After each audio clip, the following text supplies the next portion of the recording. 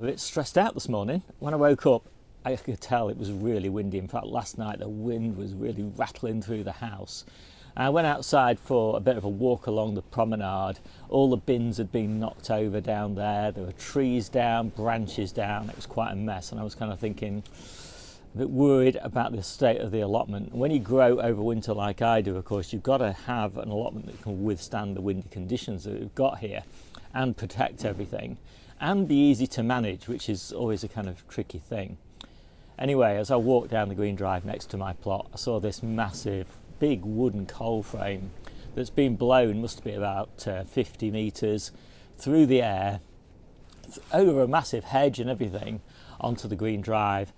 And my heart sank because I was thinking, God, if that had just gone 6 feet further, it would have just sliced straight through my polytunnel. But fortunately, it didn't quite make it, and I need to make sure that I get that safe and secure in a few minutes' time. So when I got to my plot, I was like looking around, I was thinking, no, everything looks okay. And then I saw that one of my coal frame tops, big wooden coal frame tops, really difficult for me to lift, had been thrown and knocked over, twisted right over. All the screws had been ripped out of it, and it had got about 12 feet. So I managed to get that repositioned back and screwed it in, and it's all nice and secure again. I managed to get a coal frame top from the side of the polytunnel and get that attached. But unfortunately, the lettuces in that bed have been absolutely annihilated by the wind, and they just look horrendous now. You know, they're all wind burned, really horribly desiccated. I suspect they might recover, but it's not a great time for them to recover now because, you know, light levels are low, and it's cold at night and all of that. You know, there aren't much energy left really for that recovery process. But anyway, they're protected now by a coal frame top, so hopefully they'll be okay. The spinach is fine. The spinach in the adjoining bed is fine. Spinach is a lot harder than lettuce at this time of year.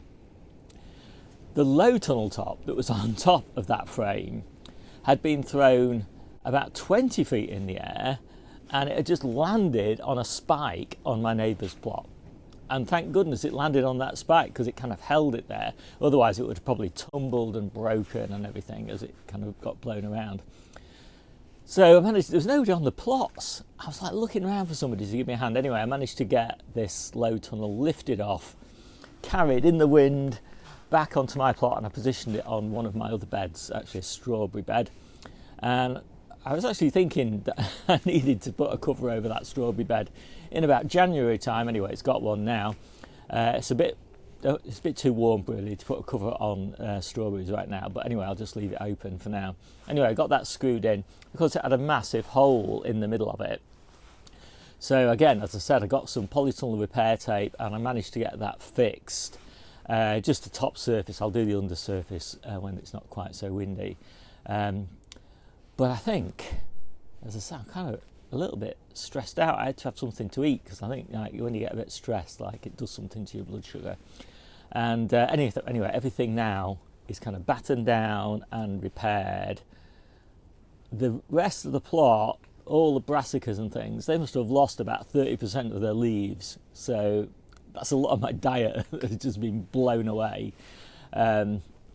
And quite a few of them broke their moorings and kind of all flopped over, so I had to tie all those in. But that is just the price you pay for lovely fresh food all the way through winter.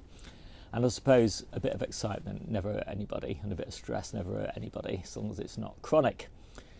So I'm going to sit back in the polytunnel and have a drink and a relax, and then I'll go home.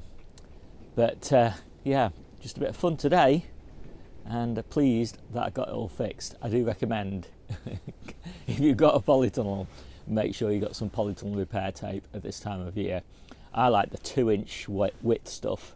I find it's a lot more robust. So we just sorted out that big coal frame, and we're just going to walk around the site now just to see what damage has been done.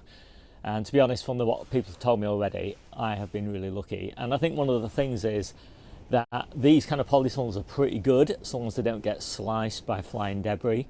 And low tunnels, and the key is in the name, they are low to the ground and they're much more resilient, even though mine got ripped off and blown away.